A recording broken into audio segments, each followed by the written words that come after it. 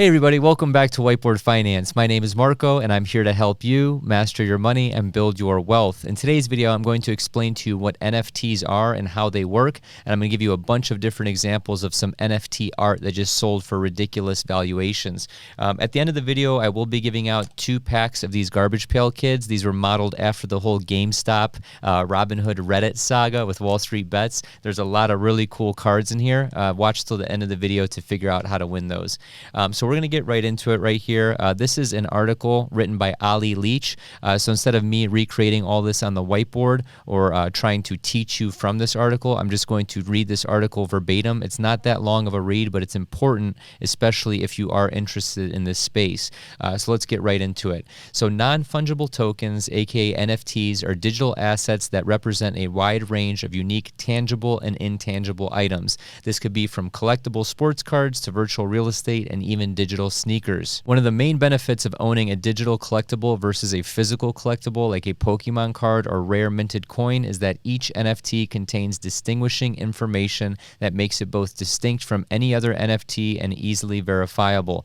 This makes the creation and circulation of fake collectibles pointless because each item can be traced back to the original issuer.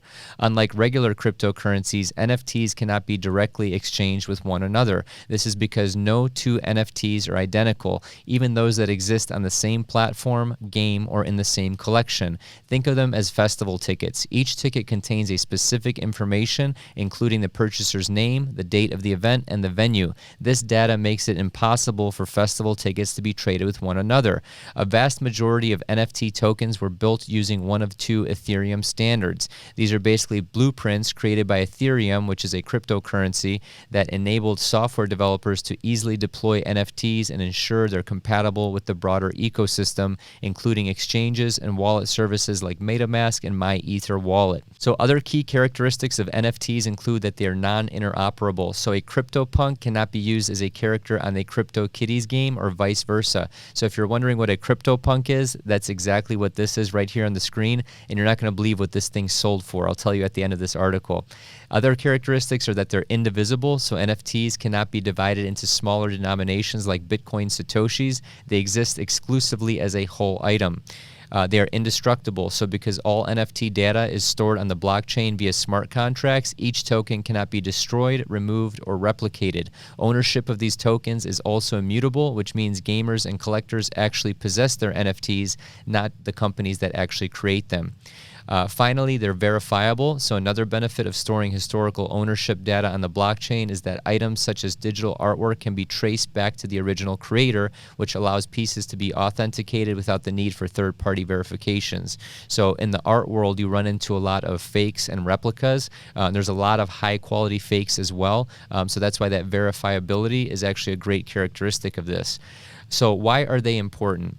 So NFTs have become hugely popular with crypto users and companies alike because of the way they revolutionize the gaming and collectibles space. So since November of 2017, there's been a total of $174 million spent on NFTs. So thanks to the advent of blockchain technology, gamers and collectors can become the immutable owners of in-game items and other unique assets as well as make money from them. So if you guys remember, I'm probably dating myself here, but if you remember like, World of Warcraft or RuneScape or any of these online RPG games, people could actually get certain items that drop in those games and they would sell them for real money on like eBay, for example. So this is the next level of that in my opinion. So in some cases, players have the ability to create and monetize structures like casinos and theme parks in virtual worlds, such as the Sandbox and Decentraland. They can also sell individual digital items they accrue during the gameplay, such as costumes, avatars, and in-game currency on a secondary market. So that's exactly what I was describing. It's having that digital item and selling it for quote-unquote real money in the real world on like eBay, for example. So for artists, being able to sell artwork in digital form directly to a global audience of buyers without using an auction house or gallery, this allows them to keep a significantly greater portion of the profits they make from sales. Royalties can also be programmed into digital artwork so that the creator receives a percentage of sale profits each time their artwork is sold to a new owner. So I think that's really cool. It allows the artist to forego that middleman and keep a much larger percent of their profits. So the million-dollar question here is, why do they have value? So like most things in life, it's all about supply and demand. So like all assets, supply and demand are the key market drivers for the price. Due to the scarce nature of NFTs and the high demand for them from gamers, collectors, and investors, people are often prepared to pay a lot of money for them. Some NFTs also have the potential to make their owners a lot of money. For instance, one gamer on the Decentraland virtual land platform decided to purchase 64 lots and combine them into a single estate. So if you want to see what this looks like, this is literally it right here, you guys. I'm showing it to you on screen. This sold for $80,000 purely because of its desirable location and road access. So another investor parted with $222,000 to purchase a segment of a digital Monaco racing track. So the cool thing about this is that this NFT representing that piece of the digital track allows the owner to receive 5% dividends from all races that take place on it, including entry ticket fees. So think about that, you guys. We are literally living in a digital world now to where people are using, quote unquote, real money or fiat money or crypto in this case to actually receive passive income from their digital assets. So a big thesis of mine, which I don't want to go too into because I want to finish the article here, but my wife and I, we went on our honeymoon in Hawaii. This was, I think, 2017. And right after that, we went to Hawaii and I read Ready Player One. It's a book, the author's from Columbus, Ohio, and basically it's about everyone living in this digital world called the Oasis. So in real life, they're living in like trailer parks, they're living in, lower income areas. They're not in the greatest shape physically, but in the virtual world Oasis, everyone's got, six-pack abs, they're flying around, they got their own avatars, they're doing, whatever they want, and they're living this incredible life digitally. So I think that this is one of the first steps towards all this. So let's just wrap up the article real quick. So what are the most expensive NFTs? So you have this dragon, the crypto kitty. You're not going to believe this, you guys. So this thing right here is valued at $957,000. So I can zoom in right here. This is 600 Ethereum for $957,000. Yes, this cat right here that's on the screen. And then this other CryptoPunk that I wanted to tell you about, this guy right here. Guess what this sold for? In January 23rd of this year, this sold for $761,000, aka 605 Ethereum.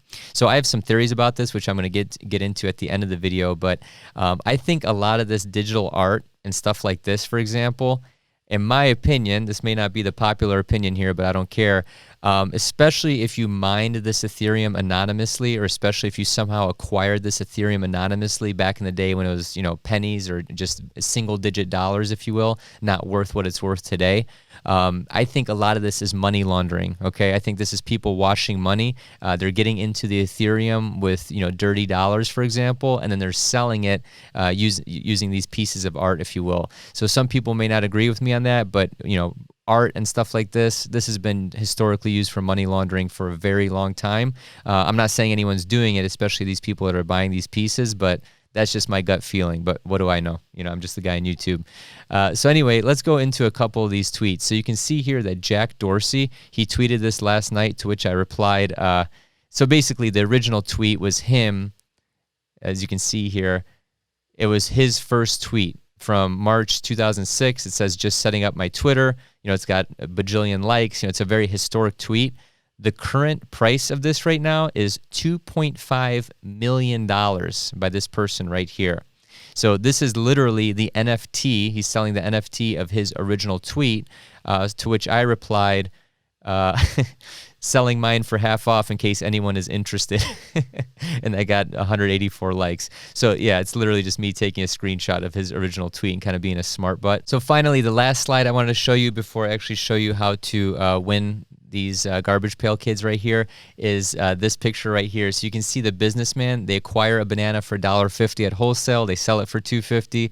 You have the entrepreneur, which takes the banana, turns it into banana juice, if you will.